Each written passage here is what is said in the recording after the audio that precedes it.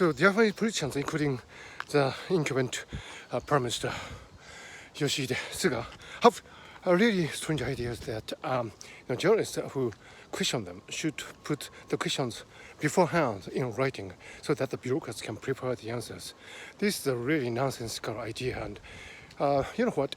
No journalist is required to hand in his or her questions before when questioning, interviewing a politician. That is the standard rule. So there's no exception, even in Japan. So this idea that politicians should be prepared with the help of the bureaucrats when grilled by journalists is ridiculous, and it has put the Japanese politics at a level of kindergartens, I should say.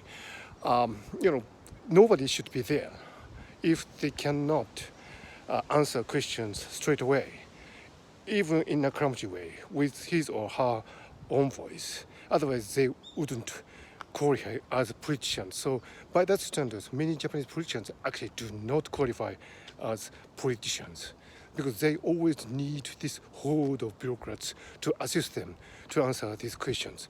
But if the bureaucrats answer the questions, what's the role of the politicians anyway?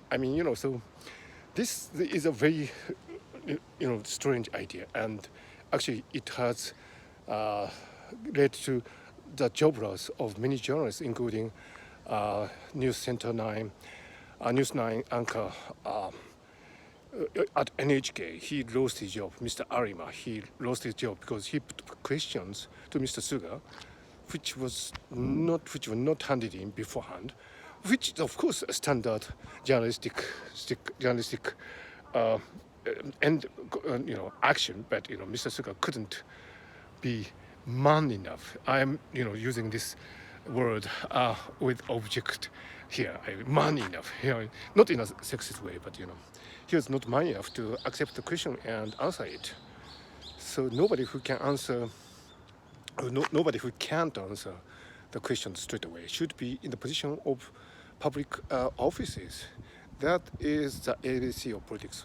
But unfortunately, in Japan, that is not so widely understood.